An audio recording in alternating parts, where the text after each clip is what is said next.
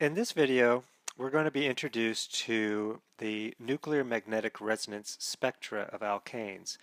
Now, this is a brief introduction to get you thinking about, um, what a spectrum is going to look like. Now, nuclear magnetic resonance spectroscopy is often shortened and abbreviated NMR spectroscopy, so that's what that stands for. And NMR spectroscopy is actually the same thing as MRI. So you may have heard about MRIs, right, in hospitals.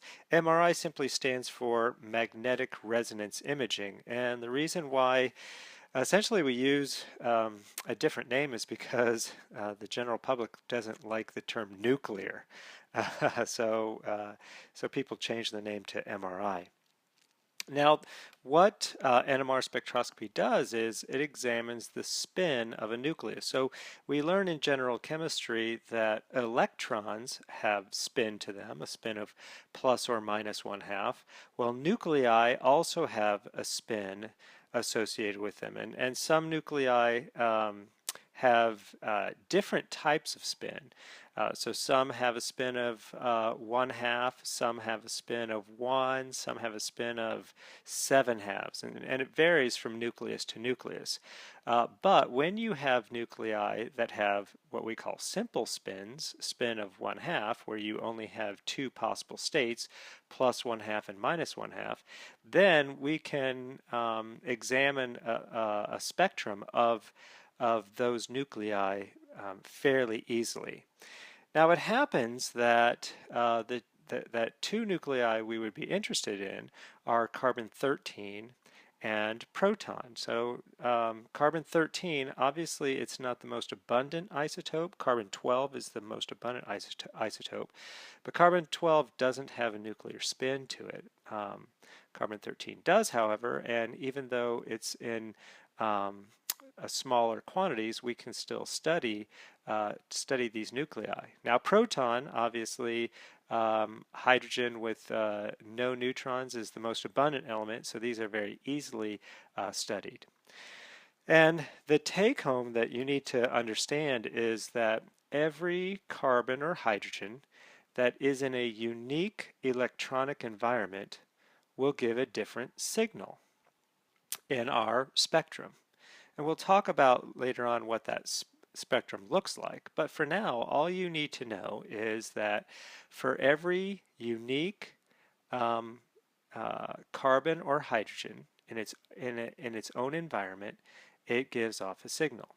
So we can start off simply by looking at methane. Obviously, methane has only one carbon. The four hydrogens we say are equivalent, right? Because if I substitute one of the hydrogens for some X, then I get the same thing. I get a methyl derivative, right?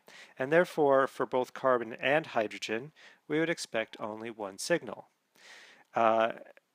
Taking that a step further, looking at ethane, so ethane has two carbons and six hydrogens. Now, in essence, there are two methyl groups that are connected to one another, and we say that the carbons are equivalent to one another, and the hydrogens are all equivalent to one another, and therefore we would expect to see one signal. Now, recall when we started talking about propane, we said, well, propane has two different types of carbons. The methyl groups at the ends are equivalent, and the hydrogens on those methyl groups are equivalent.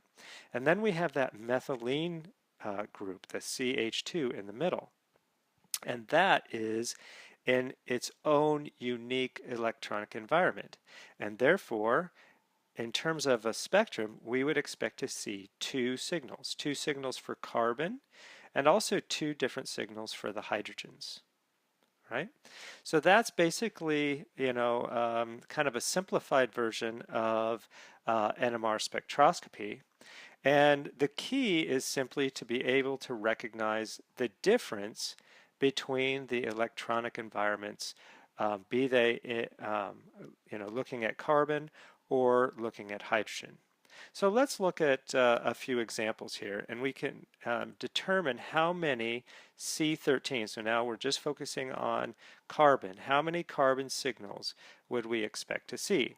And the first example that we can look at is butane.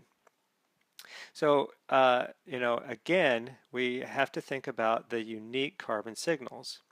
And with butane, there is symmetry, and in all of these molecules, one of the easiest ways to think about it is thinking about symmetry here. Such that, there's symmetry right down the middle of the molecule itself, such that the two methyl groups on the end are the same, right? They both have, both of the carbons have 3 hydrogens attached, and then they have a propyl group attached to that carbon. And so they would be equivalent. Now likewise, the two methylene groups would be equivalent because each carbon has 2 hydrogens, a methyl group, and an ethyl group attached to it. And therefore, we would expect to see 2 signals. Now, extending that carbon chain one more length, we see that there is a plane of symmetry that actually we could draw a plane right through that middle carbon there. And therefore, the 2 methyl groups at the end would be equivalent, right? Because each one of them is connected to 3 hydrogens and now a butyl chain.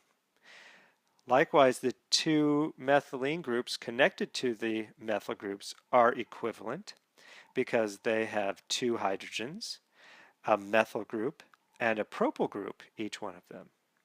But now notice this central, this middle carbon is going to be different because it has 2 hydrogens attached and 2 ethyl groups. So the environment is different with this one, and therefore we would expect to see 3 signals. So what if we had something like this? We have cyclohexane. Now notice with cyclohexane, again, you think about the electronic environment. With each carbon, there's 2 hydrogens connected to it, and then there's a ring, and so the environment on each carbon is the same. So we would expect to see only 1 signal. But notice what happens when I put a substituent on a ring. So now I have, whereas with cyclohexane there's a whole bunch of planes of symmetry essentially that I could draw through this. Now when I have a substituent on the ring, I limit my symmetry. So the less symmetry, the more signals. You can think about it like that. So we have this methyl group that is unique. The carbon has 3 hydrogens, and then it has a cyclopentyl group connected to it, right? So it's unique. Notice the carbon attached to that methyl group is unique, right? It has a hydrogen, a methyl group, and then it has the ring connected to it. So then we go to the carbons attached to it, and of course those carbons, both of the carbons attached to it are going to be the same, but they're going to be different than the carbons on toward the left-hand side. So these carbons are going to be the same but unique to the other carbons. So how many signals would we expect to see? 1, 2, 3, 4 different signals. And notice, we could draw a plane of symmetry through the methyl group and right through the ring, and we could see kind of how that symmetry works out in the molecule. And so we're going to be exploring this in greater detail pretty much all through the semester and expanding on the idea of NMR spectroscopy.